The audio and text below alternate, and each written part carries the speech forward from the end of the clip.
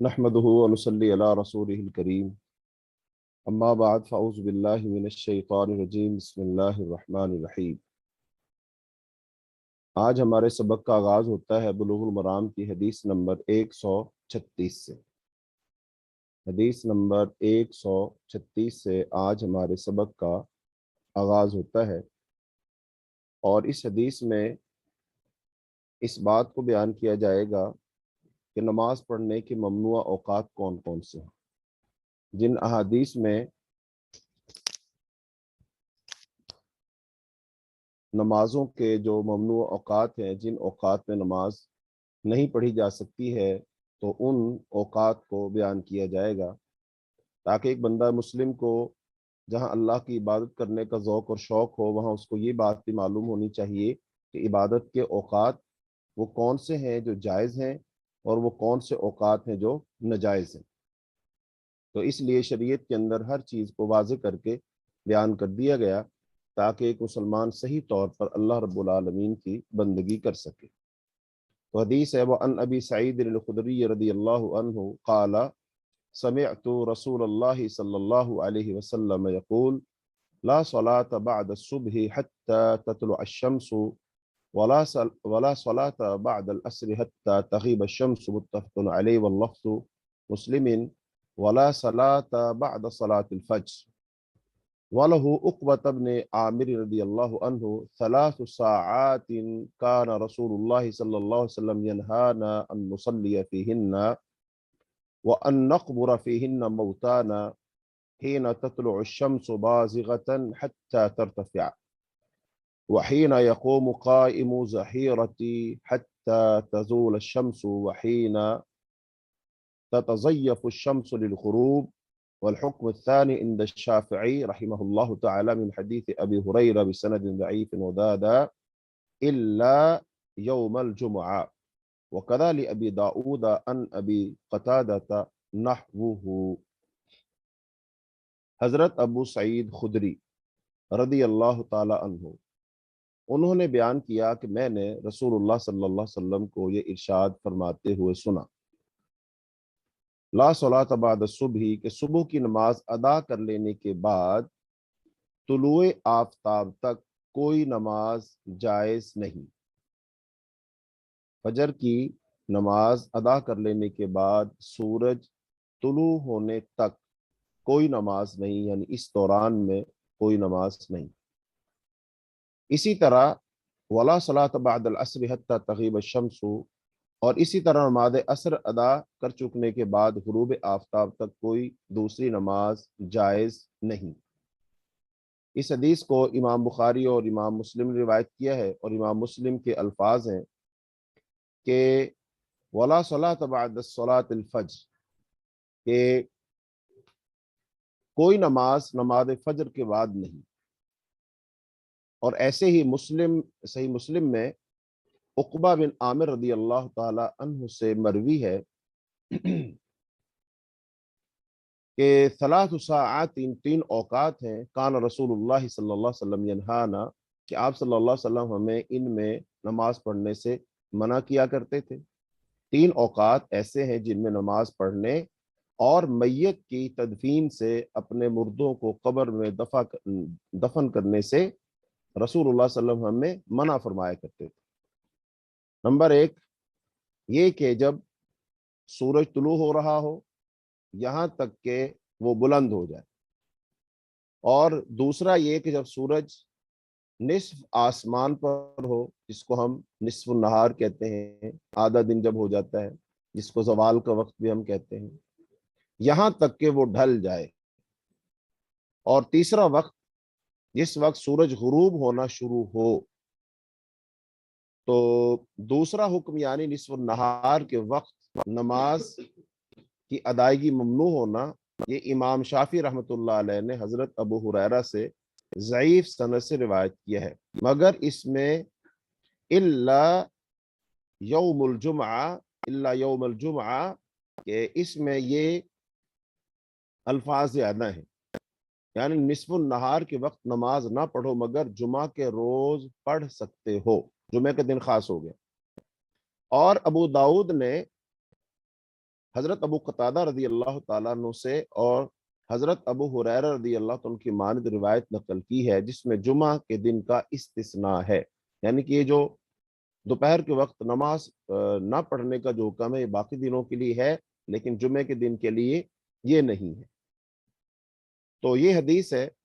इस हदीस में उन औकात का तज़किरा आ गया कि जिन औकात में नमाज पढ़ना ममनू है। तो इस हदीस से हमें ममनू औकात में जो काम ममनू है इनका जिक्र है। इनमें पहला यह है कि हम मैयत को इन 3 औकात में दफन ना करें। तो यहाँ तदफीन से मुराद नमाज जनाजा भी है कि इस ममनू वक्त में नमाज जनाजा ना पढ़ी जाए और न मैयत को दफन किया जाए। अलबत्ता अगर कोई उज़र हो तो फिर जायज़ है। जैसे बाद दफ़ा मैयत होती है और मैयत के उसके जिस्म से बदबू आ रही होती है, या मैयत मुर्दा जो है वो ख़राब हो रहा होता है, उसका रखना मुनासिब नहीं होता, तो इस वजह से तो फिर वो जायज़ हो सकते हैं, यानी उज़र की बिना पर शरीयत उसको इजाज़त देगी।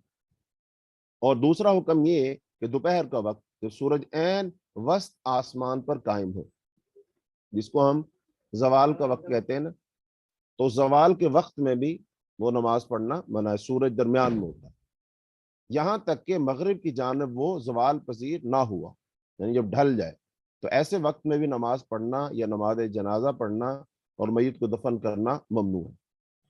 लेकिन जुमा का दिन ऐसा है जिसमें जवाल के वक्त नवाफिल अदा किए जा सकते हैं। इमाम शाफी रहमतुल्लाह अलैह इसी के कायल हैं कि जुमा के रोज जवाल के वक्त नमाज जुमा भी अदा की जा सकती है, जैसा कि हजरत अबू हुरैरा रदी अल्लाह अन्हु से मरवी हदीस में जुमा के दिन का इस्तिस्ना सराहत के साथ, वजाहत के साथ वो मनकूल है। और तीसरा हुक्म यह है कि गुरूब आफ्ताब के वक्त भी नमाज जनाजा या मैयत को दफन करना ममनू है। और हदीस में जो तुलुए आफ्ताब के बाद हत्ता तरतफिया का जिक्र है कि वो बुलंद हो जाए, तो इस बुलंदी से क्या मुराद है? तो अबू दाऊद और नसाई, यानी सुनन अबी दाऊद और सुनन नसाई के अंदर एक रिवायत है कि इस ऊंचाई का अंदाजा 1 नेजा या 2 नेजा मजकूर है। यानी जब सूरज निकलेगा, तुलू होगा, तो कितना बुलंद हो जाए? 1 नेजा या 2 नेजे के बराबर हो जाए। जब सूरज मशरिक से उफक पर 1 नेजा या 2 नेजा बराबर ऊंचा हो जाए, तो फिर नमाज पढ़ने की इजाजत है। तो इस रिवायत में नमाजों के औकात जो ममनू है उनका तज़किरा आ गया, और ऐसे ही जो खास तौर पर फिर मैयत की तदफीन के बारे से भी इसमें तज़किरा आ गया।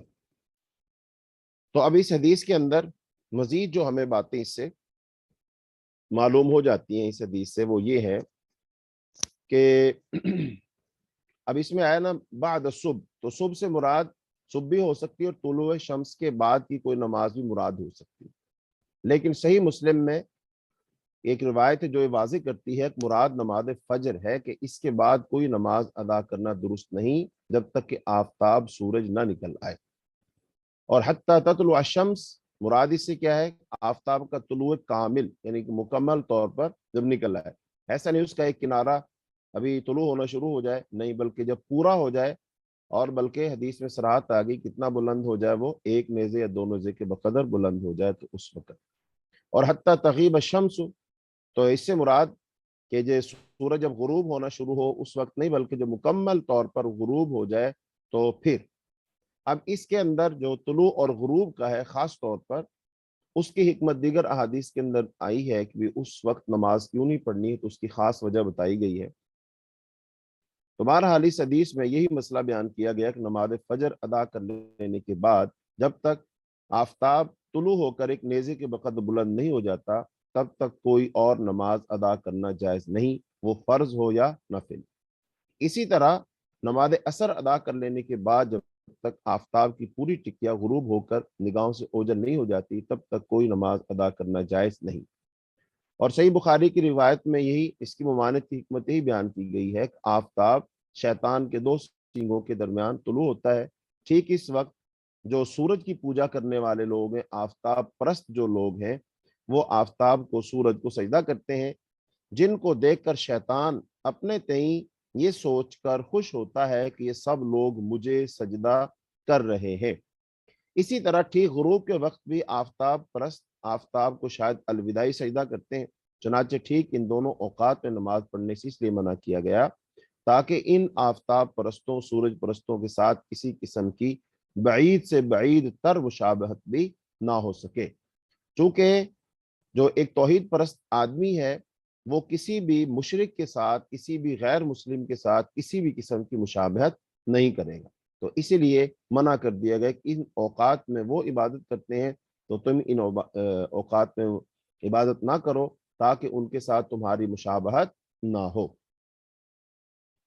تو اب اس حدیث سے کئی باتیں معلوم ہوتی ہیں۔ ایک یہ کہ جب لا صلاۃ کے عموم سے سنت اور اجماع کے ذریعے بعض اشیاء کی تخصیص اور ان کا استثناء ثابت ہو گیا، تو اب بعض علماء کا یہ کہنا کہ جب عموم کی تخصیص ہو جاتی ہے تو اس کی عموم پر دلالت ضعیف ہوتی ہے، یعنی یہ ایک مسئلہ ہے کہ سنت سے حدیث سے بھی وہ چیزیں ثابت ہوتی ہیں، ان کی تخصیص ہوتی ہے، ٹھیک ہے۔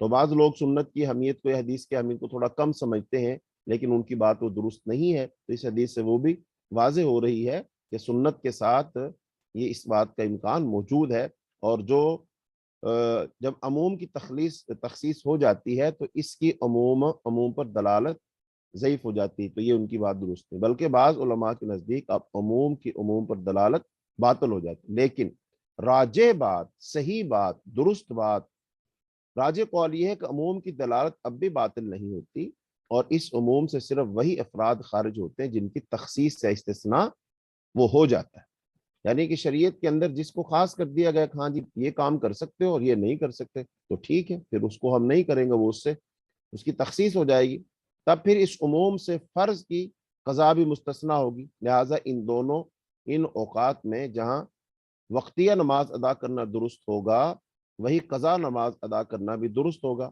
ان کے علاوہ بھی چند استثناءات ہیں جن کو صرف ذکر کی حد تک وہ بیان یہاں کیا جاتا ہے۔ وہ اوقات کون سے؟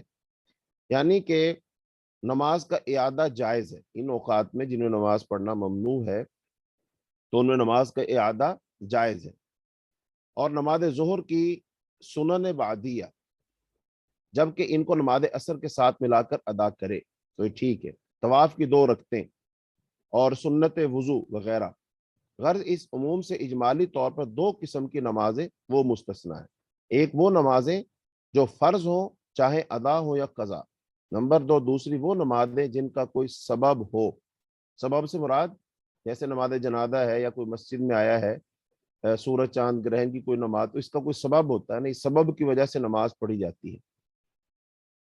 تو شریعت اسلامیہ نے شرک کے معمولی سے معمولی رستہ کو بھی بند کر کے اس کی مکمل بیخ کنی کر دی ہے، کیونکہ اسلام توحید کا مذہب ہے جس میں شرک کی ادنا سی آمیزش بھی وہ جائز نہیں، چاہے وہ آمیزش شبہ کی حد تک ہو، لہذا شرک کے جملہ ذرائع حرام ہے، چاہے وہ تحقیقی ہو یا وہمی، قریبی ہو یا بعید، سب کے سب منع اور حرام ہے۔ تو اس لیے ان کے ساتھ جو اللہ کی ذات میں سورج کو شریک ٹھہراتے ہیں ان کے ساتھ مشابہت نہ ہو، تو اس لیے منع کیا گیا کہ ان اوقات میں نماز نہ پڑھی جائے۔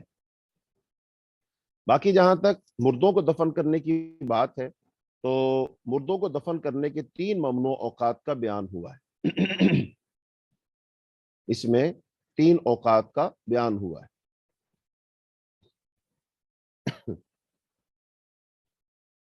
جی، تو اب اس حدیث سے جو ہمیں مسائل معلوم ہوتے ہیں وہ یہ کہ اگر ان 3 اوقات میں تدفین ضروری اور ناگزیر ہو گئی ہو تو اس میں کوئی حرج نہیں، یعنی کہ مجبوری کی صورت میں جس طرح پہلے بات ہوئی ہے کہ میت کی حالت ایسی نہیں ہے کہ اس کو مزید رکھا جا سکے تو ٹھیک ہے، اس کو دفن کیا جا سکتا ہے، یہ مجبوری کی صورت ہو جائے گی، اور یہ معلوم ہوا کہ ان اوقات کے علاوہ جملہ اوقات میں تدفین وہ مباح ہے، کیونکہ ایک معین شے کی نہیں اس کے ما سوا کی وہ جائز ہونے کی بات کی دلیل ہو، لہذا اگر سخت اندھیرا، آندھی، طوفان اور بارش اور اس طرح کے دیگر وہ عوارض کا عذر نہ ہو تو تدفین دن رات کے جملہ اوقات میں جائز ہے۔ اور ایک بات یہ معلوم ہوئی کہ تدفین میں جلدی کرنی چاہیے، تعجیل ہی مسنون ہے، اس میں تاخیر نہیں کرنی چاہیے، البتہ بارش کے ختم ہونے کا انتظار بہتر ہے، کیونکہ ایک تو بارش میں مسنون طریقہ پر تدفین مشکل ہوگی، दूसरे कब्र के पानी से भर जाने का अंदेशा भी होगा। तो इसलिए अगर बारिश है, सख्त बारिश हो रही है, तूफान है, तो ये फिर वो मजबूरी की सारी सूरतें हैं, तो इन मजबूरी की सूरतों में वो जायज होगा, फिर उसमें कोई हरज नहीं है। तो बाकी अगर अब इस हदीस में इस पर गौर किया जाए तो इस पर भी, तो हदीस मज़कूरा हदीस में नमाज अदा करने और मुर्दों की तदफीन करने के 3 ममनू औकात का बयान है। और रहा इस ममानियत का उमूम, इससे तखसीस और इस्तिस्ना और इस ममानियत की हिकमत व इल्लत, तो वो ये दूसरी हदीस में मज़कूरा 3 औकात के साथ अगर गुज़िश्ता इन तमाम मामलात को, सारी अहादीस को हम जमा करें तो इसमें मज़कूरा 2 औकात भी मिला लिए जाएं तो ये कुल 5 औकात बन जाते हैं, जो कि ये 5 औकात बन जाएंगे। नंबर 1, नमाज फजर की अदायगी के बाद तुलुए आफ्ताब होने तक। नंबर 2, आफ्ताब के तुलूब होने से लेकर एक नेज़ा बकदर बुलंद होने तक। और नंबर 3, ऐन जवाल के वक्त। और नंबर 4, नमाज असर की अदायगी के बाद आफ्ताब के गुरूब तक। और नंबर 5, ऐन आफ्ताब के डूबने और गायब होने के वक्त। हाँ जी। तो अलबत्ता याद रहे कि 5 औकात ममनुआ सिर्फ नमाज के एतबार से हैं। 5 औकात ये नमाज के एतबार से हैं, ममनू है, यानी इनमें नमाज नहीं पढ़े। तो रही तदफीन के औकात ममनुआ, तो वो 3 है। तो और इन औकात में तदफीन की उमानत की हिकमत व इल्लत तो कोई ख़ास तौर पर नहीं बताई गई है। तो लेकिन हमें चूंकि रसूलुल्लाह सल्लल्लाहु अलैहि वसल्लम का हुक्म मानना है, इसलिए हम हुक्म के बंदे हैं। अल्लाह का हुक्म मानना, वो हमारी समझ में आ जाए ना आए, हम उसको बजा लाएंगे, तो इसी में कामयाबी है। तो हम रसूलुल्लाह सल्लल्लाहु अलैहि वसल्लम की हदीस आ जाने के बाद अपना सर उसके सामने झुका देंगे। तो कोई इल्लत समझ आ जाए, हिकमत बयान कर दी जाए तो फबिहा, और अगर ना बयान की जाए तो वो ठीक। तो आगे हदीस है जिसमें तवाफ की जो 2 रखते हैं उनको हर वक्त अदा करने का बयान। तो ममनू औकात चल रहे हैं चूंकि, लेकिन तवाफ की जो 2 रखते हैं तो उनको किसी भी वक्त अदा किया जा सकता है। मतलब ये समझ लीजिए कि उनके लिए ममनू औकात नहीं होंगे। अन जुबैर इब्न मुतइम क़ाल क़ाल रसूलुल्लाह सल्लल्लाहु अलैहि वसल्लम या बनी अब्द मनाफ ला तमनऊ अहदन ताफ बिहादल बैत व सल्ला अय्यत साअतिन शाअ मिन लैलिन औ नहारिन, रवाहुल खमसतु व सह्हहु तिर्मिज़ी व इब्न हिब्बान। जुबैर बिन मुतिम रदी अल्लाह अन्हु से रिवायत है, वो फरमाते हैं कि नबी करीम सल्लल्लाहु अलैहि वसल्लम का इरशाद है कि बनी अब्द मनाफ, तुम किसी को भी तुम किसी भी ऐसे शख्स को मत रोको जो दिन रात की किसी भी घड़ी में इस बैतुल्लाह का तवाफ करना चाहे और बाद में तवाफ की 2 रकत नमाज पढ़ना चाहे, उसको मत रोको। इस हदीस को 5 आइम्मा ने रिवायत किया है और इमाम तिर्मिज़ी और इब्न हिब्बान ने इस रिवायत को सही कहा है।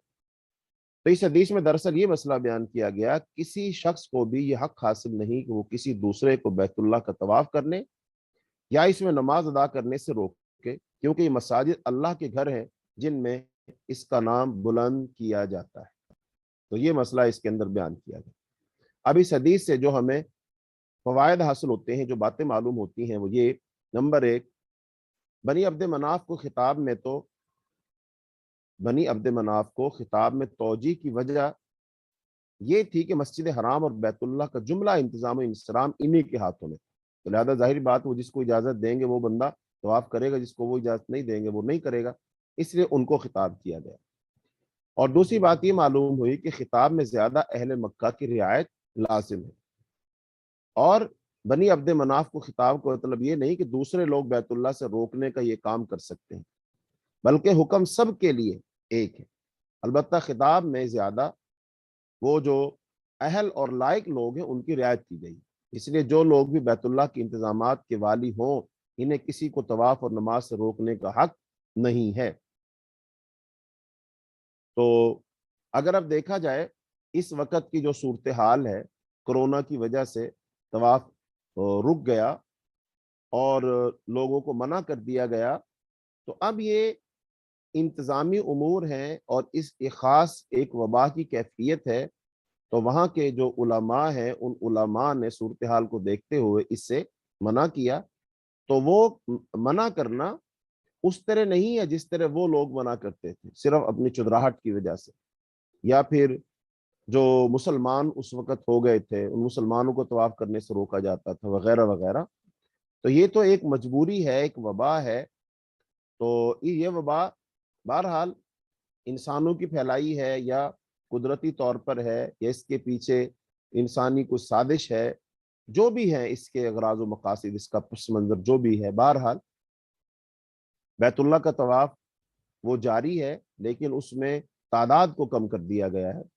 تو لہذا یہ اس سے پہلے بھی طواف وجوہات کی بنا پر روکا گیا، لیکن اگر عام حالات ہوں، کوئی وبا نہ ہو، کوئی مسئلہ نہ ہو، کوئی خطرہ نہ ہو، کوئی بد امنی نہ ہو، ہاں تو پھر بیت اللہ کا طواف کسی کو نہیں روکنا چاہیے، بھلے وہ کوئی بھی ہو۔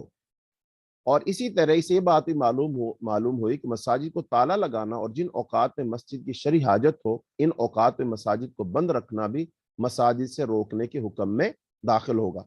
جیسے ہمارے ہاں عام طور پر مساجد جو شہروں میں دیہاتوں میں ہوتی ہیں تو وہاں پر مسجدوں کو تالا لگا دیا جاتا ہے۔ اگر کوئی بندہ رات کو اٹھتا ہے نماز پڑھنے، تہجد پڑھنے، عبادت کرنے جاتا ہے تو ظاہری بات ہے مسجدوں میں تالا لگا ہوتا ہے۔ تو اب اس چیز کے بارے میں جو مسجد انتظامیہ ہیں ان کو اس بات کا خیال رکھنا چاہیے، ان کو سوچنا چاہیے، وہاں پر کوئی ایسا انتظام کیا جائے کہ مسجد ہر وقت کھلی رہے، یا کم از کم جہاں تک مساجد میں چوری کا مسئلہ ہے کہ اگر مسجد کھلی رہے گی لوگ داخل ہو جائیں گے، کچھ اسپیکر اتار لے جائے گا اور وغیرہ وغیرہ، تو اس کا انتظام ہو سکتا ہے کہ بھی مسجد کے جو مین دروازے ہیں جہاں پر ایسی کوئی چیزیں رکھی ہوں اس کو بند کر دیا جائے، لیکن مسجد کا مین گیٹ کھلا رہے اور پھر برآمدہ جو ہے وہ استعمال ہو سکتا ہے۔ تو یہ کھلا رکھا جائے، چونکہ کسی بھی وقت کسی آدمی کو اگر کوئی شرمندگی ہوتی ہے، اس کے دل میں توبہ کا خیال آتا ہے، وہ اللہ کے سامنے جھکنا چاہتا ہے، عبادت کرنا چاہتا ہے، لیکن اگر ہم اسے روک دیں گے تو پھر وہ کہاں جائے گا، کس در پہ جائے گا؟ کیونکہ اللہ کا در تو ہمیشہ کھلا رہتا ہے نا، کسی بھی وقت کوئی آ سکتا ہے اور پھر انسان کی کیفیت بھی بدلتی رہتی ہے۔ ایسا نہ ہو کہ اب اس کا دل چاہ رہا ہے، اس کا ایمان کا لیول بڑھ چکا ہے، اسے اپنی موت کا فکر ہو رہا ہے اور وہ توبہ کرنا چاہ رہا ہے، لیکن اس وقت مسجد بند ہے، تو ظاہری بات ہے پھر کیفیت انسان کی ایک جیسی نہیں رہتی ہے۔ تو لہذا یہ ہمیں انتظام کرنا چاہیے، کسی بندے کو بٹھائیں، تنخواہ دیں، مقرر کریں، پہرے دار وغیرہ، لیکن مسجدیں اگر کھلی رہیں تو اچھا ہے۔ لیکن آج کل کے جو حالات ہیں ان حالات میں جو مختلف علاقوں کے مختلف حالات ہیں، تو لہذا اب اگر مساجد کو اس طرح کھولا جائے اور پھر ان کے اندر لوگ آ کر رہیں، نماز پڑھیں، پھر لیٹ جائیں، سو جائیں، رات گزاریں، تو آج کل پھر جو سیکیورٹی کے بہت سارے مسائل ہیں ان کا دیکھنا بھی ضروری ہے کہ یہ شخص کون ہے یہاں جو رات ٹھہر رہا ہے، بھائی یہ کوئی دہشت گرد تو نہیں ہے اور اس نے کسی کو نقصان تو نہیں پہنچانا۔ بہرحال ان تمام چیزوں کو دیکھنا پھر مسجد انتظامیہ کی ہی ذمہ داری ہے، لیکن اگر حالات نارمل ہوں، کچھ ایسا مسئلہ نہ ہو، تو پھر مساجد کو کھلا رکھنا ہی زیادہ بہتر ہے، مسجدوں کو بیجا تالے نہیں لگانے چاہیے۔ اور اس حدیث میں دراصل اس نقطہ کی طرف بھی توجہ دلائی گئی ہے کہ جن کے ہاتھوں میں بیت اللہ کی ولایت آ جائے وہ اپنے اس منصب و اختیار کا فائدہ اٹھا کر دوسروں کو بیت اللہ سے روکنے میں نہ لگ جائیں، لہذا وہ دن رات میں کسی کو بھی نہ روکیں۔ البتہ اس حدیث سے اس بات پر استدلال کرنا درست نہیں کہ بیت اللہ میں گزشتہ مذکورہ ممنوع اوقات پنجگانہ میں بھی نماز ادا کرنا جائز ہے، کیونکہ خطاب میں بنی عبد مناف خطاب جو ہے بنی عبد مناف کو ہے اور یہ خطاب ان کی ولایت کے تناظر میں ہے۔ رہا ممنوع اوقات میں بیت اللہ اور مسجد حرام میں نماز ادا کرنا یا نہ کرنا، تو اس کا مدار وہ دیگر دلائل پر ہے، لہذا بیت اللہ میں بھی انہی اوقات میں نماز جائز ہوگی جن میں دیگر مقامات پر جائز ہوتی ہے، اور جن اوقات میں دیگر مقامات پر نماز منع ہے ان میں بیت اللہ میں بھی منع ہوگی۔ یہ شیخ محمد بن صالح العثیمین جو عرب کے ایک بہت بڑے علماء میں سے ایک گزرے ہیں، یہ ان کی رائے ہے۔ وہ اپنا نقطہ نظر یہ بیان کرتے ہیں کہ جن اوقات میں نماز پڑھنا دیگر جگہوں پر منع ہے انہی اوقات میں بیت اللہ میں نماز پڑھنا بھی منع ہے۔ رہی یہ بات کہ طواف نماز کے حکم میں داخل ہے نہیں، تو اس کی تفصیل انشاءاللہ کتاب الحج میں آئے گی۔ اور ایک بات ہی معلوم ہوئی کہ والیان امر، جن کے پاس امر ہو، حکومت ہو، جن کا حکم چلتا ہو، تو والیان امر لوگوں سے ان کے حقوق کو وہ نہ روکے۔ اور اس حدیث میں بندوں کے لیے بھی مشیت کا اس بات ہے کہ اس میں مشہور بدعی اور گمراہ فرقہ جبریہ کا رد ہے کہ جو بندے کو مجبور محض سمجھتے ہیں، وہ کہتے ہیں نہیں انسان کے پاس اختیار ہے ہی نہیں، نہیں انسان کو اللہ نے اختیار دیا ہے اور اس اختیار کی بنیاد پر انسان کا امتحان ہونا ہے۔ آگے حدیث ہے جس کے اندر نماز مغرب کا آخری وقت اور شفق جو ہے اس کی تحقیق ہے کہ شفق سے کیا مراد ہے۔ تو حدیث وان ابن عمر ان نبی صلی اللہ علیہ وسلم قال الشفق الحمرۃ، رواہ الدارقطنی وصححہ ابن خزیمہ وغیرہ وقفہ۔ حضرت عبداللہ ابن عمر رضی اللہ عنہ سے روایت ہے کہ نبی کریم صلی اللہ علیہ وسلم کا ارشاد ہے شفق تو سرخی ہے، شفق تو افق پر چھانے والی سرخی کا نام ہے۔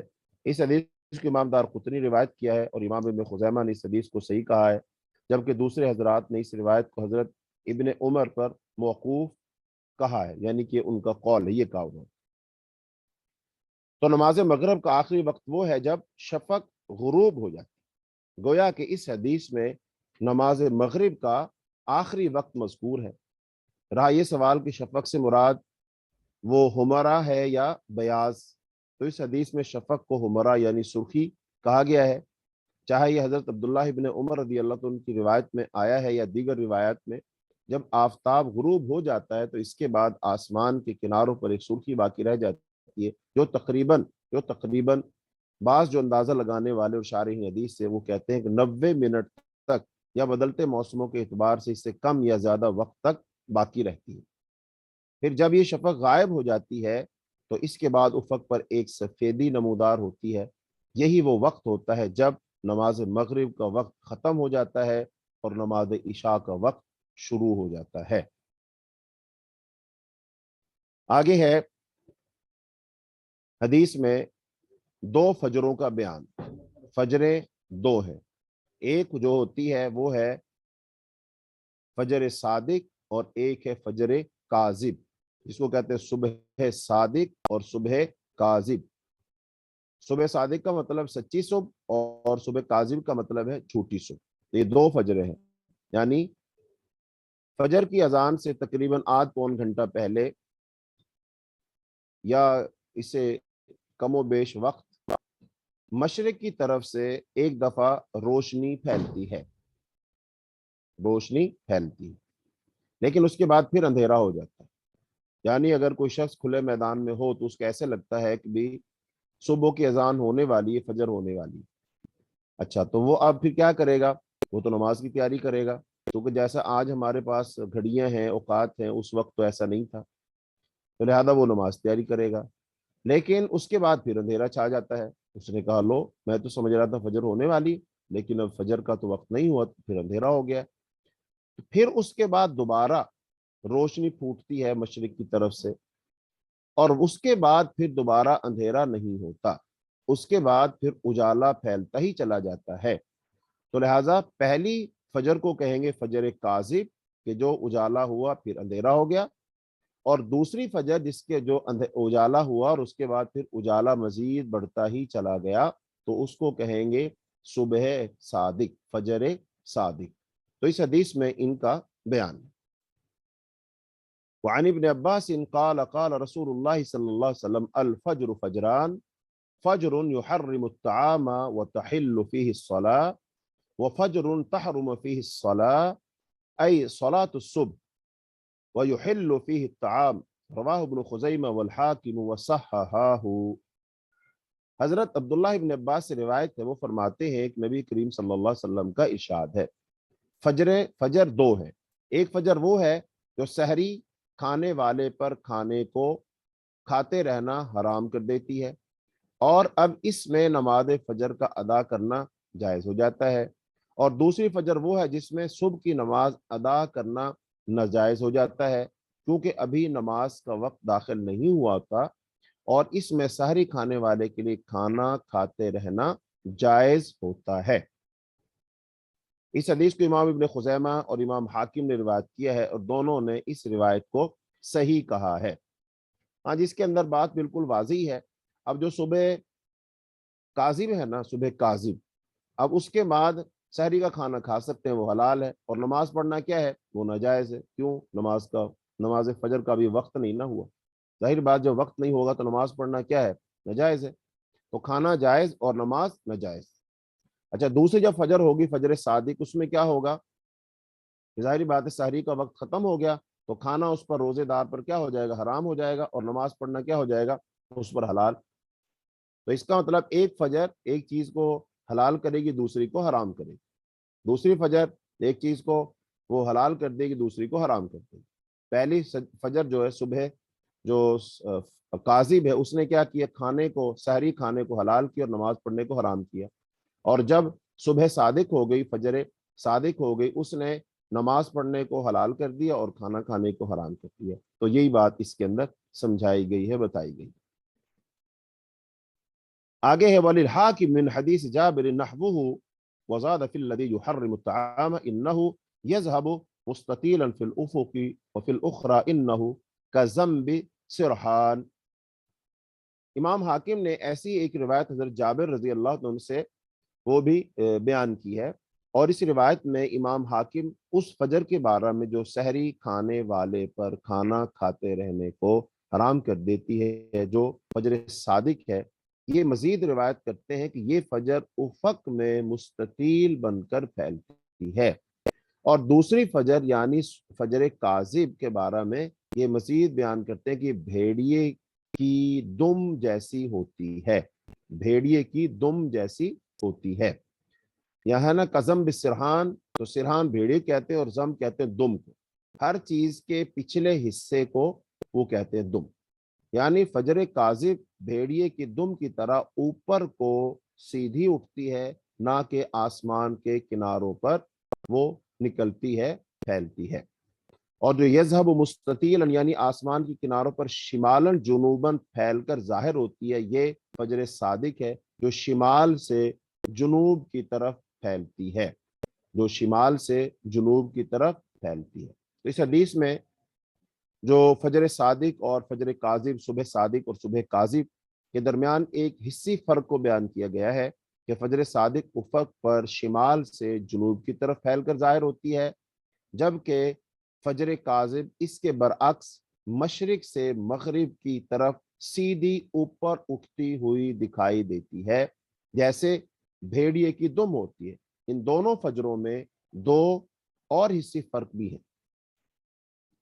اچھا، تو اب اس حدیث سے جو باتیں ہمیں معلوم ہوتی ہیں، وہ ایک تو یہ کہ فجر صادق پر یہ شرعی حکم مرتب ہوتا ہے کہ اس میں سحری کھاتے رہنا منع ہو کر نماز فجر کا ادا کرنا مباح ہو جاتا ہے۔ یعنی فجر صادق جب ہو جائے گی تو سحری بند ہو جائے گی نا۔ جیسے اب ہم رمضان آئے گا، رمضان میں کھانا کھا رہے ہوتے ہیں، تو جب سحری خواتین بنانے کے لیے اٹھتی ہیں تو اس وقت جو اس سے اٹھتی ہیں تو تقریباً فجر کی اذان سے، یعنی کہ سحری کا وقت ختم ہونے سے گھنٹہ ڈیڑھ گھنٹہ پہلے، 2 گھنٹے پہلے اٹھتے ہیں، تو اس وقت دیکھا جائے تو تجربہ کیا جا سکتا ہے، اس وقت وہ صبح کاذب ہوتی ہے۔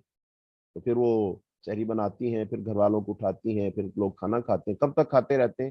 جب تک صبح صادق نہیں ہوتی۔ صبح صادق نہیں ہوتی اس وقت تک وہ کھانا کھاتے رہتے ہیں، تو اس کا مطلب کھانا کھانا حلال ہے۔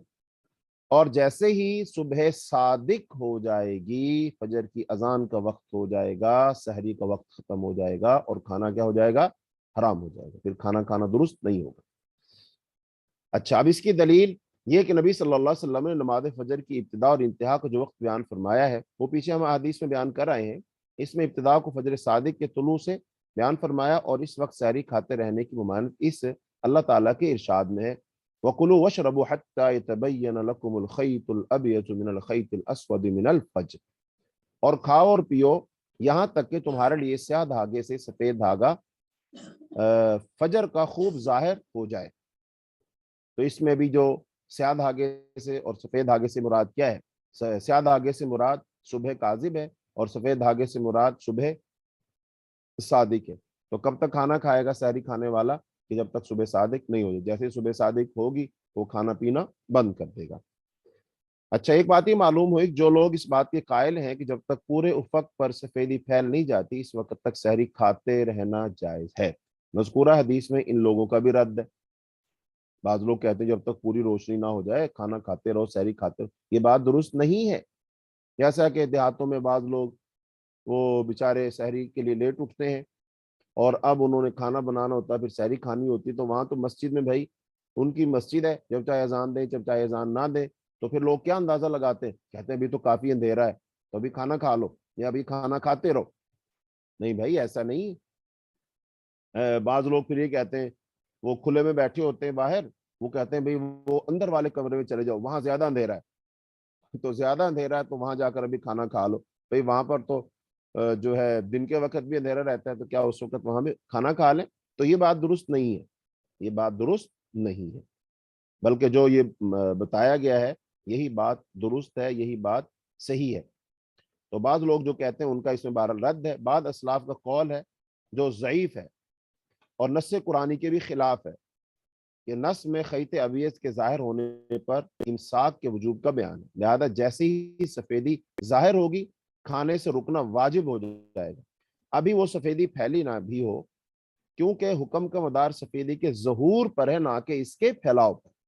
صبح صادق کا بس آغاز ہو گیا تو پھر کھانا کیا ہو گیا؟ وہ حرام ہو گیا۔ البتہ منہ کے لقمہ کو نگلنا جائز ہوگا، ہاں نیا لقمہ بنا کر منہ میں ڈالنا ناجائز ہوگا۔ یہ بہرحال روزے سے سحری کھانے کے جو مسائل ہیں وہ انشاءاللہ رمضان میں کتاب الصیام جب آئے گی تو وہاں پر انشاءاللہ تفصیل سے بات بیان ہوگی۔ اور ایک بات یہ معلوم ہوئی، فجر کاذب کی تخلیق کی حکمت یہ ہے کہ اس کے ظہور پر آدمی سحری کو ختم کرنے اور نماز کی تیاری کرنے کے لیے ذرا تیاری کر لے، یعنی کہ فجر کاذب ہوگی نا، تو اس کا مطلب ہے انسان اس وقت اٹھ جائے، تو اس جو نماز کا جو وقت ہے، اول وقت جو ہے، ظاہری بات ہے اس سے پہلے اس نے قضاء حاجت بھی کرنی ہے اور صفائی ستھرائی بھی کرنی ہے، وضو بھی کرنا ہے۔ اور جیسا کہ اب ہم شہروں میں رہتے ہیں تو وہاں پر تو گھروں کے اندر واش روم ایک دو ہوتے ہیں، تو ظاہر بات ہے ایک بندہ واش روم میں جائے گا تو اپنا وقت لگائے گا، پھر دوسرا جائے گا، تیسرا جائے گا، تو کافی وقت لگ جائے گا۔ اگر مسجد میں جا کے نماز پڑھنی ہو تو پھر ظاہر بات ہے وقت تو سارا یہی لگ جائے گا، تو پھر وہاں وہ کیا کرے گا، کیسے کرے گا؟ تو یہ سارے مسائل تو لہذا، اور پھر جیسے لوگ دیہاتوں میں باہر جاتے ہیں پیشاب وغیرہ کرنے کے لیے جاتے تھے تو اس میں وقت لگے گا۔ تو مطلب یہ ہے کہ صبح کاذب کے وقت انسان اگر بیدار ہو جائے گا تو تمام اپنے جو حاجات ضروریاں ہیں، امور ضروریاں ہیں، ان کو آسانی اور تسلی سے ان سے فراغت بھی ہو جائے گی، اور نماز کو بھی اول وقت میں با جماعت مسجد میں پڑھ لے گا۔ تو اس لیے صبح کاذب کے وقت اٹھ جاؤ تاکہ صبح صادق کے وقت فوراً نماز پڑھ لی جائے۔ آگے حدیث اس میں یہ بیان کیا جائے گا کہ نمازوں کو اول وقت میں ادا کرنا چاہیے، نمازوں کو تاخیر کا شکار نہیں کرنا چاہیے، بلکہ اول وقت میں نماز پڑھو، جیسے ہی نماز کا وقت ہو جائے ویسے ہی نماز ادا کرو، نماز کو تاخیر مت کرو، نماز کے وقت میں تاخیر مت کرو۔ اور نماز میں تاخیر کرنا یہ ناپسندیدہ اعمال میں سے ہے، بلکہ کہا گیا جو منافق ہوتا ہے نا وہ نماز میں سستی اور کاہلی کا شکار ہوتا ہے، وقت ہو جاتا ہے وہ بیٹھا رہتا ہے بیٹھا رہتا ہے، اب پڑھتے ہیں ابھی تو ٹائم ہے ابھی تو ٹائم ہے، اور پھر جب نماز پڑھنے کے لیے جاتا ہے جب بہت تھوڑا وقت رہ جاتا ہے اور پھر وہ نماز جلدی جلدی پڑھتا ہے، اور جو جلدی جلدی نماز پڑھتا ہے اور رکوع سجود صحیح نہیں کرتا، تو ایک حدیث میں نبی صلی اللہ علیہ وسلم نے فرمایا کہ بدترین چور نماز کا چور ہے۔ تو پوچھا گیا جو نماز میں سے کیسے چوری ہوتی ہے، تو آپ نے فرمایا جو بندہ رکوع اور سجود ٹھیک نہیں کرتا ہے تو وہ نماز میں سے چوری کر رہا ہوتا ہے۔ اور پھر نماز تو ہم نے پڑھنی نا اللہ کے لیے، تو نماز میں ٹھہراؤ ہو، دھیان ہو، خشوع خضوع ہو، اللہ کی طرف رغبت ہو، دل نرم پڑ رہا ہو، تو ایسی نماز پڑھنی چاہیے نا۔ ایک بندہ فٹافٹ آتا ہے اور نماز شروع کر دیتا ہے اور تیز تیز پڑھ رہا ہوتا ہے، نہ اس کو سمجھ آ رہی ہوتی ہے میں کیا پڑھ رہا ہوں، کیا بول رہا ہوں، اس کا کیا مطلب ہے، کیا معنی ہے، کہاں ٹھہرنا ہے کہاں نہیں ٹھہرنا ہے، اور وہ ایسی رفتار کے ساتھ نماز پڑھتا ہے اور نماز پڑھ کے یہ جا اور وہ جا۔ نہیں بھائی، ایسا نہیں ہے۔ جتنی نماز کو خوبصورت کر کے پڑھو گے اتنی ہی نماز آپ پر اثر انداز ہوگی، اور پھر اس نماز کے جو اثرات ہیں نا وہ سب سے اول تو نماز پڑھنے والے شخص کی ذات پر ہوتے ہیں، اس کی سوچ فکر پر ہوتے ہیں، اور پھر اس کے گھر پر ہوتے ہیں، اس کی اولاد پر ہوتے ہیں، اور پھر اس کے بعد اس کی ذات سے نکل کر، گھر سے نکل کر پھر اس کے معاشرے پر پڑتے ہیں۔ اور نماز انسان کے اندر ایک خاص چیز پیدا کرتی ہے. وہ کیا پیدا کرتی ہے؟ وہ قرآن میں اللہ تعالیٰ نے خود ارشاد فرمایا ان الصلاۃ تنہا عن الفحشاء والمنکر، بے شک نماز بے حیائی اور برے کاموں سے روکتی ہے. جب نماز بے حیائی سے اور برے کاموں سے روکتی ہے تو وہ کس کی نماز ہے، کیسی نماز ہے؟ اب اگر دیکھا جائے اتنے سارے مسلمان نماز پڑھتے ہیں لیکن وہ نماز بھی پڑھ رہے ہوتے ہیں اور برائی اور بے حیائی کے کاموں سے بھی وہ نہیں رک رہے ہوتے. اب ایک بندہ اگر بے حیائی سے نہیں رک رہا اور وہ نماز بھی پڑھ رہا ہے تو پھر بتائیے سوال نشان کہاں آئے گا؟ سوالیہ نشان کہاں آئے گا؟ نماز پر، چونکہ نماز نے روکنا تھا. لیکن اب اگر یہ نہیں رک رہا ہے تو اس کا مطلب اس کی نماز درست نہیں ہے، یہ نماز ٹھیک نہیں پڑھ رہا ہے. تو اس سے ہم دیکھیں تو یہ تو معاشرے کی صلاح اور فلاح کے لیے، ایک انسان کی تربیت کے لیے یہ تو نسخہ کیمیا ہے. اس قدر اچھی یعنی کہ تربیت کے لیے نماز ہے. تو نماز تو انسان کو ٹھیک کر دے گی، نماز تو انسان کو گناہوں سے پاک صاف کر دے گی، نماز تو بندے اور گناہوں کے درمیان رکاوٹ ڈال دے گی. نماز جو بندہ پڑھے گا تو نمازی افراد کا جو معاشرہ ہوگا وہاں پر تو بے حیائی نام کی کوئی چیز نہیں ہوگی، کیونکہ نماز بے حیائی سے، برے کاموں سے روک رہی ہے تو یہ بندہ یقیناً رک جائے گا. لیکن اگر ہم اپنے معاشروں کا جائزہ لیں تو وہاں پر تو بے حیائی بڑھتی جا رہی ہے. اب بے حیائی کا بڑھنا پھر نماز کا بھی پڑھنا، یہ دونوں چیزیں یہ تو ایک دوسرے کی ضد ہیں. یا تو بے حیائی بڑھ رہی تو اس کا مطلب نماز نہیں پڑھ رہے، لیکن اگر نماز پڑھ رہے ہیں تو پھر بے حیائی نہیں بڑھنی چاہیے. لیکن نماز بھی ہو رہی ہے، بے حیائی بھی ہو رہی ہے، اس پر تو پھر غور کرنے کی بات ہے نا، پھر غور کرنے کی بات ہے. ان تمام نمازیوں پر سوالیہ نشان ہے کہ جو نماز بھی پڑھ رہے ہیں بے حیائی بھی کر رہے ہیں، چونکہ اللہ کی بات تو جھوٹی نہیں نہ ہو سکتی. اللہ نے فرمایا ان الصلاۃ تنہا عن الفحشاء والمنکر، بے شک نماز روکتی ہے بے حیائی سے اور برے کاموں سے. تو اب نماز نہیں روک رہی بے حیائی اور برے کاموں سے تو اس کا مطلب یہ ہے کہ نماز میں خامی ہے. اور نماز میں خامی کیا ہے؟ نماز کی طرف دھیان نہیں ہے. تو نماز کو اس کے اول وقت میں پڑھا نہیں جا رہا ہے بلکہ اس کو آخر وقت میں پڑھا جا رہا ہے، اور جلدی جلدی پڑھا جا رہا ہے، بے دھیانی میں پڑھا جا رہا ہے، توجہ ہی نہیں ہے نماز کی طرف.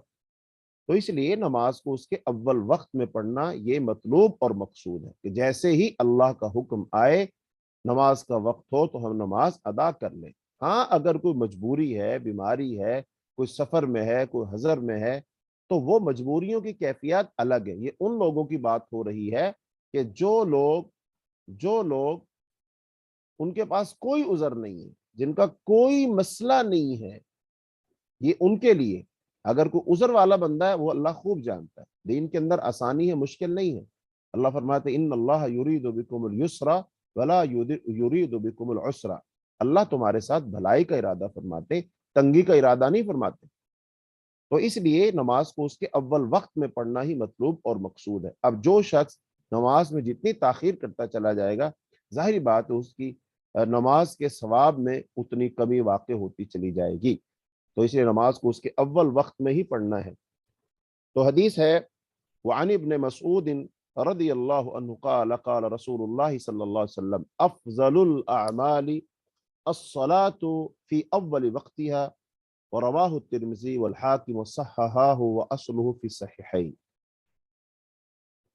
حضرت عبداللہ بن مسعود سے روایت وہ فرماتے ہیں کہ نبی کریم صلی اللہ علیہ وسلم کا ارشاد ہے کہ افضل الاعمال، کہ سب سے افضل عمل، وہ نماز کو اس کے اول وقت میں ادا کرنا ہے.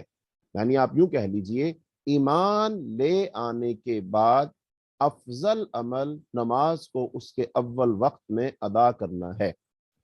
اسے امام ترمذی اور امام حاکم نے روایت کیا ہے اور اسے صحیح کہا ہے، اور اس حدیث کی اصل صحیحین میں یعنی بخاری اور مسلم میں ہے. تو یہاں پر ایمان کے بعد سب سے افضل عمل جو ہے نماز، اس کا تذکرہ ہے. تو یہاں افضل عمل سے مراد اعمال بدنیہ میں سے انسان جو اعمال اپنے بدن سے کرتا ہے، جسم سے کرتا ہے، اعضاء اور جوارح سے کرتا ہے، ان میں سب سے افضل عمل وہ نماز ہے. کیونکہ اعمال کی دو قسمیں، ایک اعمال قلبیہ اور ایک اعمال بدنیہ. لہذا یہاں مراد یہ ہوگا کہ اعمال قلبیہ یعنی توحید اور رسالت پر ایمان رکھنے کے بعد اعمال بدنیہ میں سے سب سے افضل عمل نماز کو اس کے اول وقت میں ادا کرنا ہے. لہذا الصلاۃ کا کلمہ پانچوں نمازوں کو شامل ہوگا، البتہ صرف نماز عشاء میں تاخیر افضل ہے، جیسا کہ پیچھے بیان کیا جا چکا۔ لیکن اگر اس میں ہم نے ایک وقت مقرر کر لیا ہے اور اس وقت پر جماعت ہوتی ہے تو پھر ہمیں با جماعت نماز ادا کرنی چاہیے۔ ایسا نہیں سوچنا چاہیے کہ بھئی نماز عشاء کا وقت تو افضل تاخیر سے پڑھنا ہے تو لہذا میں اپنی مرضی سے پڑھوں گا، نہیں، یہ بات درست نہیں ہوگی، وہ نماز کو نہیں چھوڑے گا، کیونکہ نماز کے اللہ نے فرمایا وَارْكَعُوا مَعَ الرَّاكِعِينَ، رکوع کرو رکوع کرنے والوں کے ساتھ، تو جماعت کے ساتھ نماز پڑھنے کا ثواب ہے، اجتماعیت اس کے اندر۔ لیکن اگر سب لوگ یہ طے کر لیں کہ ہاں جی نماز عشاء کو ہم تاخیر سے پڑھا کریں گے، افضل وقت ہے، بالکل صحیح ہے، تو یہ پھر وہاں پڑھ لیں، تو ایسا درست ہو جائے گا۔ اللہ اکبر۔ اچھا، اب اس حدیث میں اب بنیادی طور پر جو اس طرح امام موصوف نے صحیحین کی جس اصل کی طرف اشارہ کیا ہے، یعنی کہا نا اس حدیث کے اصل صحیحین میں ہے، تو حافظ ابن حجر رحمۃ اللہ علیہ نے صحیحین کی جس اصل کی طرف اشارہ کیا ہے، وہاں حدیث کے الفاظ میں یہ ہے احب الاعمال الی اللہ الصلاۃ علی وقتها، کہ اللہ تعالیٰ کے نزدیک سب سے محبوب عمل نماز کو اپنے وقت پر ادا کرنا ہے۔ یعنی اگر کسی نماز کا افضل وقت اول ہے تو اس کو اول وقت میں ادا کرنا افضل و محبوب ہوگا، اور اگر کسی نماز میں تاخیر افضل ہے تو اس میں تاخیر افضل ہوگی۔ یوں صحیحین کی اور دیگر کتب کی روایات میں خود بخود تطبیق ہو جائے گی، اور ہمیں کسی نماز کو مستثنا کرنے کی بھی احتیاج نہیں رہے گی۔ تو اول وقت کی فضیلت کیا ہے؟ اول وقت کی فضیلت اس حدیث میں بیان ہوئی ہے، جو کہ اب ہم بیان کرتے ہیں۔ آگے حدیث ہوا نبی محظور آتا ان نبی صلی اللہ علیہ وسلم قال اول الوقت رضوان اللہ واوسطه رحمت اللہ وآخره عفو اللہ واخرجہ الدارقطنی بسند ضعیف جدا۔ ابو محظورہ رضی اللہ عنہ سے روایت ہے کہ نبی کریم صلی اللہ علیہ وسلم کا ارشاد ہے، نماز کا اول وقت اللہ کی رضا کا باعث ہے، اور اس کا درمیانی وقت اللہ کی رحمت کا، اور اس کا آخری وقت اللہ تعالیٰ کی معافی، رخصت اور درگزر کا ہے، اللہ کی معافی ہے اس میں۔ اس حدیث کو امام دارقطنی نے بے حد ضعیف سند کے ساتھ روایت کیا ہے۔ تو اول الوقت مراد نماز کا اول وقت ہے، مراد اول وقت ہے، اور رضوان اللہ مراد اس وقت کا افضل ہونا، کیونکہ اللہ تعالیٰ کی رضا اس کی نعمتوں میں سے سب سے افضل ہے، لہذا یہاں یہ مراد ہوگی کہ اول وقت بعد کے اوقات سے افضل ہے، کیونکہ اللہ کی رضا مندی حاصل ہوگی نا اس آدمی کو، اور جس آدمی کو اللہ کی رضا حاصل ہو گئی تو اللہ کی رضا مندی نعمتوں میں سے بہت بڑی نعمت اللہ کا انعام ہے۔ اور وہ اوسط یعنی اول و آخر کے اوقات کے درمیان کا وقت ہے، کہ اس وقت میں اگرچہ اللہ تعالیٰ کی رضا تو حاصل نہیں ہوتی، البتہ بندہ اس کی رحمت کا ضرور مستحق و سزاوار بن جاتا ہے۔ اور عفو اللہ، یہ کلمہ اس بات کی دلیل ہے کہ پہلے کے دو اوقات اس آخری وقت سے افضل ہیں، وہ پہلا وقت دوسرے سے افضل ہے، اور عفو سے مراد رب تعالیٰ کی رخصت ہے کہ اس نے اس آخری وقت میں بھی نماز ادا کرنے کی اجازت مرحمت فرمائی ہے، اللہ نے دی ہے، یہ رخصت ہے۔ تو حدیث کا مضمون بالکل واضح ہے، بہرحال نماز کا سب سے افضل اور بہتر وقت وہ پہلا ہی ہے، تو اس میں ہی نماز کو ادا کرنے کی کوشش کرنی چاہیے۔ تو یہاں پر حافظ ابن حجر رحمۃ اللہ علیہ نے تاکید کے ساتھ اس حدیث کے ضعیف ہونے کو بیان کر دیا ہے، تاکہ کوئی اسے سنن دارقطنی میں دیکھ کر اس کی حالت کو جانے بنا اسے قبول نہ کرے، لہذا اس وضاحت کے بعد اس حدیث سے استدلال ساقط ہوگا۔ صحیح قول یہ ہے کہ جن نمازوں کو اول وقت میں ادا کرنا مسنون ہے، ان میں تعجیل کرنا، جلدی کرنا ہی افضل ہے، اور جن میں تاخیر مسنون ہے، ان میں تاخیر افضل ہے، جبکہ بیچ کا وقت رخصت کا ہے۔ وللترمذی من حدیث ابن عمر نحوه دون الاوسط وهو ضعیف ایضا، اور امام ترمذی رحمۃ اللہ علیہ نے ایسی ایک حدیث حضرت عبداللہ ابن عمر سے بھی روایت کی ہے جو الاوسط کے لفظوں کے بغیر ہے، البتہ یہ روایت بھی ضعیف ہے۔ اگلی حدیث میں فجر کی سنتوں کا بیان ہے، فجر کی سنتوں کا بیان ہے۔ تو حدیث ہے وعن ابن عمر ان رسول اللہ صلی اللہ علیہ وسلم قال لا صلاة بعد الفجر إلا سجدتين أخرجه الخمسة إلا النسائي وفي رواية عبد الرزاق لا صلاة بعد طلوع الفجر إلا ركعتي الفجر ومثله للدارقطني عن ابن عمرو بن العاص۔ حضرت عبداللہ ابن عمر رضی اللہ تعالیٰ عنہ سے روایت ہے کہ نبی کریم صلی اللہ علیہ وسلم کا فرمان ہے، آپ کا ارشاد ہے کہ فجر طلوع ہو جانے کے بعد فرض نماز کے علاوہ، یہ بھئی کسی کا مائک کھلا ہوا ہے تو اس سے آواز آ رہی بہت زیادہ۔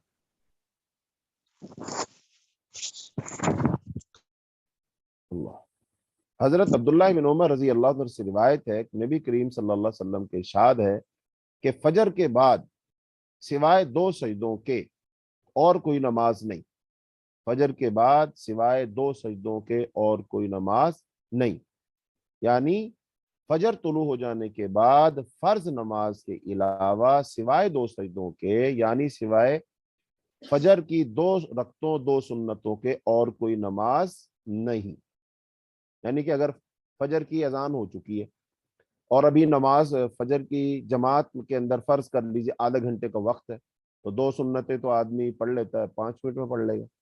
اب کوئی بندہ یہ سوچے چلو یار ابھی تو وقت ہے، 15-20 منٹ میں نوافل ہی پڑھ لوں، تو اس نے 2 رکعتیں سنتیں پڑھ لی، پھر 2 رکعتیں اور پڑھ لی، پھر اور پڑھ لی، پھر اور پڑھ لی، تو اب اس کا اس طرح یہ نوافل پڑھنا یہ درست نہیں ہے، اس کے لیے جائز نہیں ہے۔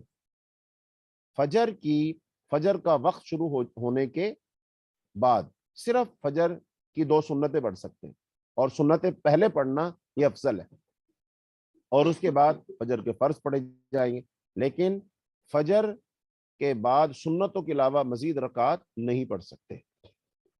تو اس حدیث کو ائمہ خمسہ نے روایت کیا ہے سوائے امام نسائی کے، اور عبدالرزاق کی روایت میں الفاظ ہیں کہ طلوع فجر کے بعد فجر کی 2 رکعتوں کے سوا اور کوئی نماز نہیں۔ ایسی روایت امام دارقطنی نے حضرت عمر بن عاص رضی اللہ عنہ سے روایت کی۔ تو حدیث کے جو الفاظ ہیں لا صلاۃ، یہ لا نفی کا ہے، اور اس کو وجود، صحت یا کمال میں سے کسی چیز کی نفی پر محمول کیا جائے۔ اور الا سجدتین سے مراد کیا؟ سجدتین سے مراد 2 رکعتیں، یعنی 2 لفظی معنی تو ہوگا نا 2 سجدے، لیکن 2 سجدے نہیں، 2 رکعتیں سے مراد ہیں، یہ فجر کی 2 سنتیں ہیں۔ اور بعد الفجر مراد یہ ہے کہ طلوع فجر کے بعد 2 رکعت سنت کے سوا اور کوئی نماز وہ جائز نہیں، یعنی کہ فجر سے مراد کون سی فجر؟ فجر صادق، یعنی جب ہم کہہ لیجئے جب ہم سحری کھاتے ہیں تو سحری کھانے کے جب وقت ختم کرتے ہیں، سحری کھانا ختم کرتے ہیں، اس کا مطلب وہ صبح صادق ہو جاتے ہیں، تو صبح صادق کے بعد صرف 2 رکعتیں پڑھ سکتے ہیں، اور وہ فجر کی سنتیں کہلائیں گی، اس کے علاوہ اور مزید نہیں پڑھ سکتے، ادا نہیں کر سکتے۔ تو لہٰذا ہاں، تو بعد الفجر سے مراد یہی ہے کہ طلوع فجر کے بعد 2 رکعت سنت کے سوا کوئی اور نماز مشروع نہیں۔ تب اس حدیث میں اور گزشتہ حدیثوں میں ظاہری جو وہ اختلاف اور معارضہ ہے وہ بھی جاتا رہے گا، جن میں فجر کے بعد طلوع آفتاب تک نماز کی ممانعت مذکور ہے۔ لہذا فجر کی سنتوں کے بعد فرض نماز کے علاوہ اور کسی نماز کا ادا کرنا غیر مشروع ہوگا، کیونکہ جب نبی کریم صلی اللہ علیہ وسلم سنت کی ان 2 رکعتوں کو تخفیف کر کے ادا کرتے تھے، یعنی ہلکا پڑھتے تھے، بہت لمبی قرات نہیں کرتے تھے، جن کا ادا کرنا بھی مشروع ہے، تو بھلا کسی اور نماز کا ادا کرنا وہ کیسے درست ہو سکتا ہے کہ جو اصل 2 رکعتیں ان کو ہی مختصر سا کر کے پڑھنا ہے، اس کا مطلب مزید رکھتے تو پڑھ ہی نہیں سکتے، تو ان کا تو درست بالکل نہیں ہوگا، کہ جو غیر مشروع بھی ہے۔ البتہ اگر کسی نے اذان فجر اور اقامت صلاۃ کے درمیان 2 رکعت سنت کے علاوہ کسی اور نماز کو ادا کر لیا تو وہ گناہگار نہ ہوگا، کیونکہ وقت نہیں فرض نماز کے بعد سے طلوع آفتاب تک ہے، جبکہ یہاں طلوع فجر اور اقامت صلاۃ تک کے وقت میں سوائے 2 رکعت سنت کے کسی اور نماز کے غیر مشروع ہونے کا بیان ہے۔ تو یہاں پر ایک بات کو اور سمجھنا چاہیے، ہاں جی، تو یہ بہرحال وضاحت ہو گئی۔ تو آج ہمارا سبق یہیں تک ہے، آئندہ ہمارا جو سبق ہوگا اس میں انشاءاللہ نماز ظہر کی جو سنتیں ہیں اور نماز عصر کے بعد ادا کرنے کا حکم، یعنی کسی کے اگر ظہر کی سنتیں رہ گئی تو نماز عصر کے بعد ان کو ادا کرنے کا یہ حدیث میں ذکر ہے۔ تو یہاں سے انشاءاللہ الرحمن ہمارا آغاز ہوگا سبق کا۔ اللہ سے دعا ہے جو کچھ ہم نے پڑھا ہے اللہ ہمیں حدیث کو سمجھنے، اس پر عمل کرنے کی اللہ توفیق عطا فرمائے۔ اللہ تعالی ہمارا حدیث کو پڑھنا ہمارے لیے باعث خیر اور اجر بنائے۔ اس حدیث پڑھنے کی برکت سے اللہ ہماری دنیا کو اچھا کر دے، ہماری آخرت کو اچھا کر دے، اور حدیث پڑھنے کی وجہ سے اللہ ہمیں نبی صلی اللہ علیہ وسلم کی اس دعا کا مستحق بنا دے جس کے بارے میں جو آپ نے فرمایا تھا، نظر اللہ امرأ سمع مقالتی، اللہ تعالیٰ اس آدمی کے چہرے کو تر و تازہ رکھے کہ جو بندہ حدیث کو سنتا ہے، اس کو یاد کرتا ہے، اس کی حفاظت کرتا ہے، اس کو آگے پہنچاتا ہے۔ اے اللہ ایسے لوگوں کے چہروں کو تر و تازہ رکھ۔ تو اللہ حدیث پڑھنے کی برکت سے ہمارے چہروں کو بھی تر و تازہ کر دے، ہمارے چہروں سے غمی کو دور کر دے، پریشانیوں کے آثار کو دور کر دے، ہماری دنیاوی مشکلات کو دور کر دے۔ اے اللہ ان تمام پریشانیوں کو حدیث پڑھنے کی برکت سے دور فرما، اور جتنی ہماری مائیں بہنیں بیٹیاں پڑھ رہی ہیں اللہ ان سب کا وقت نکالنا، ان کا پڑھنا اللہ اپنی بارگاہ میں قبول فرما۔ ان کے لیے حدیث پڑھنے کی برکت کی وجہ سے ان کے گھروں میں برکتیں دے، ان کی زندگیوں میں برکتیں دے اللہ، ان کی اولادوں میں برکتیں دے اللہ، ان کے رزق میں کشادگیاں عطا فرما اللہ۔ جن کے پاس نیک صالح اولاد نہیں اللہ ان کو نیک صالح اولاد عطا فرما اللہ، جن کی اولادیں ہیں اللہ ان کی اولادوں کو ماں باپ کا فرمانبردار بنا، تو اللہ ساری خیر اور بھلائی ہمیں عطا فرما۔ ربنا آتنا فی الدنیا حسنۃ وفی الآخرۃ حسنۃ وقنا عذاب النار، وصلی اللہ تعالی علی خیر خلقہ محمد وعلی آلہ واصحابہ اجمعین برحمتک یا ارحم الراحمین۔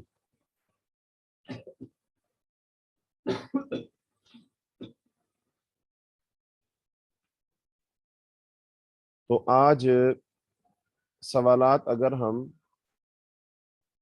کسی کا کوئی بہت ہی ضروری سوال ہے تو وہ پوچھ لیجئے، اگر نہ ہمارے ہاں نماز مغرب اذان مغرب ہو رہی ہے اور نماز کا وقت ہے تو ہم بھی نماز پڑھنے کے لیے جائیں گے۔ السلام علیکم ورحمۃ اللہ وبرکاتہ شیخ۔ وعلیکم السلام ورحمۃ اللہ وبرکاتہ۔ ایک چھوٹی سی ریکویسٹ کرنی ہے کہ اگر آپ باب الصیام جو ہے رمضان سے پہلے کروا دی تو ہمیں اس کا زیادہ فائدہ ہوگا، اور دوسرا جو آنے والا باب ہے اس کو بعد میں کرا دیا جائے تو اچھے سے مسائل سمجھ آ جائیں گے۔ ہاں آپ کا مشورہ بہت اچھا ہے، بہت معقول مشورہ ہے، تو انشاءاللہ جو ہمارے منتظمین ہیں وہ آپ کی بات سن رہے ہوں گے، تو ان سے انشاءاللہ مشاورت ہم کر لیں گے، اور انشاءاللہ آپ کا مشورہ بہت اچھا ہے تو ہم ایسا کر لیں گے، لیکن مشاورت کے بعد اور اعلان کے بعد آپ کو بتایا جائے گا، ٹھیک ہے؟